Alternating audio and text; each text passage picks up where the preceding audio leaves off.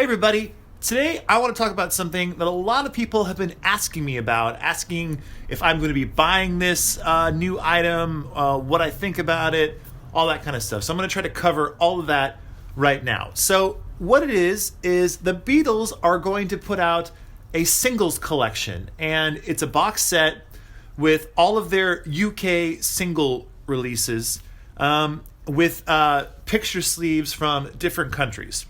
So that's sounds kind of cool. Unfortunately, it sounds like it's going to be a lot of money. It's price tag over $200 is what I've seen right now, which to me is just way too much for what it is. So will I be buying it? No, I won't be buying it now. If in the future, if I find it for an okay price, then I might pick it up. But my main reasons for not buying it are these. First of all, we're not getting anything new as far as audio quality or anything like that. They're using the remasters from the 2009 remasters, is from my knowledge of what they're using for the actual 45s. And while it would be cool to have the 45s, I don't think I would really ever play them other than like maybe I'd play them once, just because I don't play 45s all that much anymore. I have a whole lot and they just sit in boxes or they sit inside of a jukebox. So I don't really have a need for 45s at this time in my collection.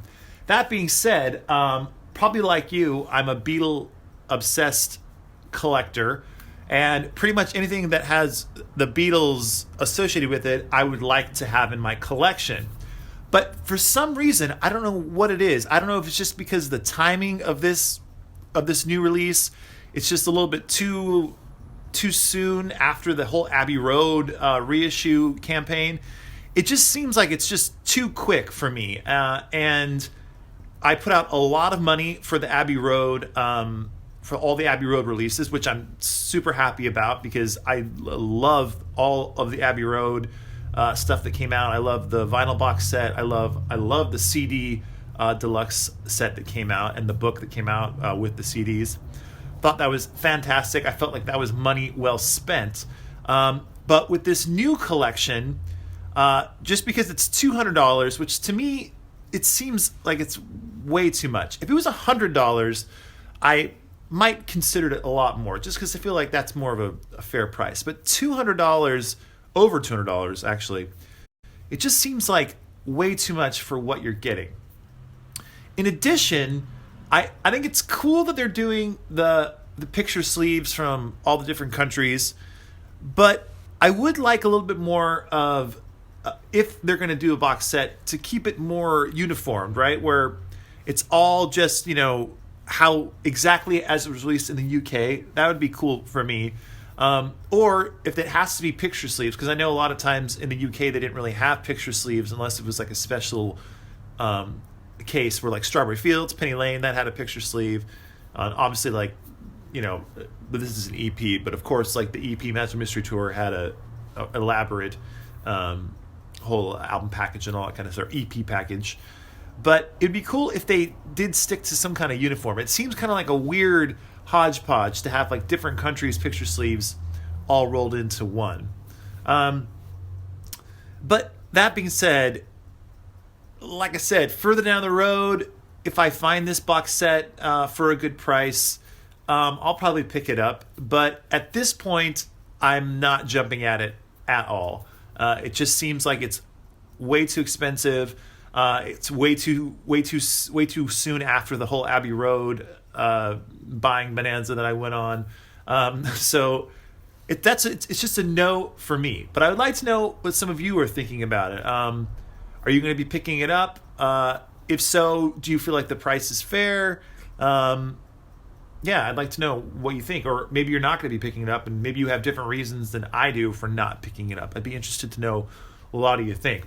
And I do have to say, I mean, I'm sure a lot of you know, like when it comes to the Beatles, I will buy almost anything. So I feel like if I'm not buying it, and a lot of people I know out there in the Beatle community and vinyl community are also not buying it, I think that's a problem, and I think Apple Records or Universal Music or whoever controls the Beatles' music at this point needs to maybe stand up and listen, because if you're putting out a Beatle product like the singles box set and no one's really like excited about it, because obviously with Abbey Road people were excited about it because it went up. It was a number one selling album in the UK after 50 years or whatever of being released, and in the US it was a huge hit as well. So that was a fantastic release. So I feel like if they're going to put things out like that they should put things out that they know are going to be a home run, right?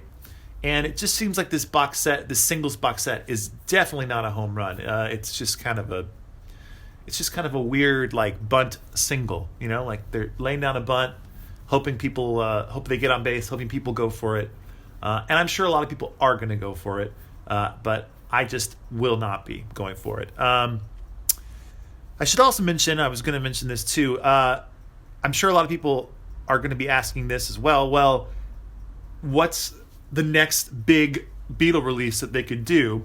Obviously, the next big Beatle release is going to be the Let It Be 50th anniversary album that they're going to give the whole treatment like they did to Abbey Road and the White Album and Sgt. Pepper.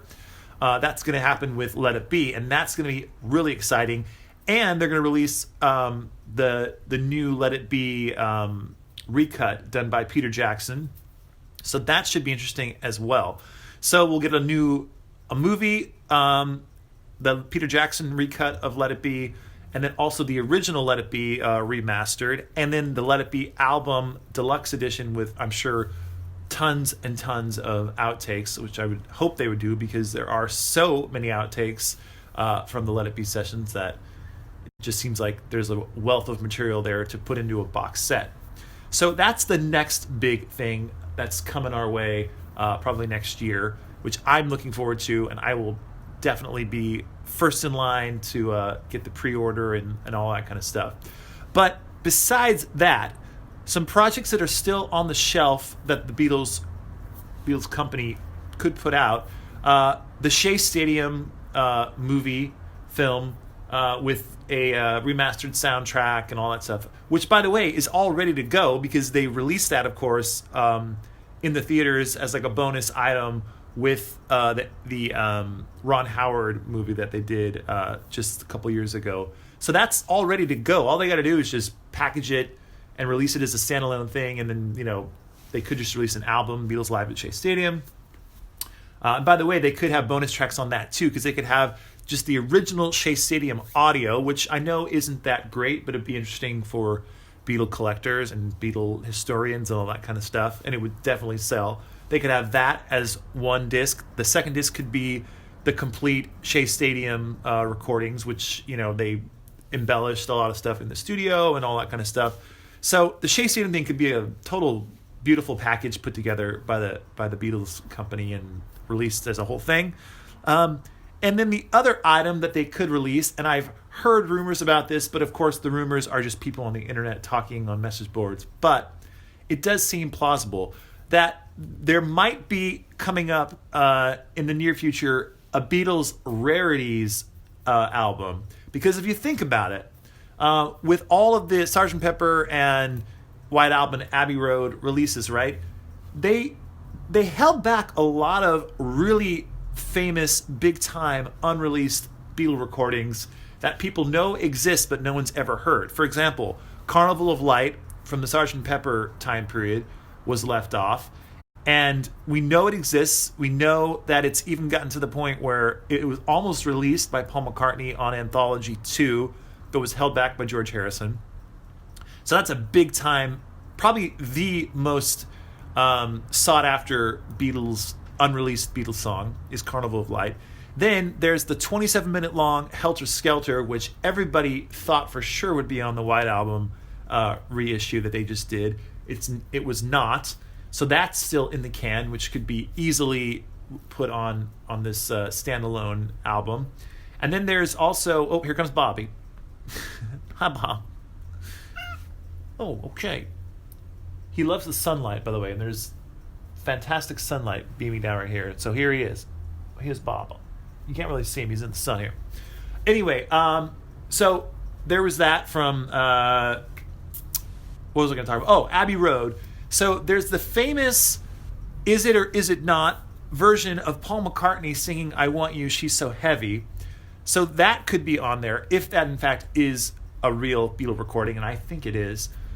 There's also, they talk about, in the Abbey Road book, they talk about how the Beatles ran through different versions of I Want You, She's So Heavy at Abbey Road. So that could be on this Rarities thing. So there's a lot of recordings that could be on a Rarities package the Beatles could put out as a standalone release. So that's just another project that could be put out by the Beatles that Beatle fans would just jump at, and they would sell, just unbelievable amounts of a release like that. So those are my thoughts on this Beatle project and the singles box set. I won't be buying it, but maybe eventually I will. We'll see. I should also mention that, because while I got you, why not? On my website, I did just list this really, really nice copy. This is about as mint as you can get of the Beatles Love Songs compilation that was released in 1977. This is a US pressing, and while this is definitely not a Beatles album that has, amazing superior sound, it does have good sound. It sounds pretty good. It's a fun album to play just because it's the Beatles songs put together in a different way. And it's a really fun listening experience. But like I said, it's not like a German Revolver or, a UK White Album or anything like that. It's just a fun compilation. And this one is a very, very nice one. It comes with the original booklet, and the booklet is amazing. Has a great gatefold in here with the Richard Avedon photo. And I have it on my website right now, needlemeansvinyl.com. I will put the website down there, as I always do. So go on there, check this out. I have it listed for a very, very good price. So head on over there, check it out, and stay tuned for more records and more discussions about the Beatles. And by the way, see, I make videos that are not always about trying to sell records on my website. Sometimes I talk about just Beatle-related topics, like this video. And there you go. So all you people out there who are worried that I'm never going to make another video that's not just talking about my website, you're right, because I just talked about my website. I'm just kidding. Anyway, that's it for now, and we'll talk to you later. Bye for now.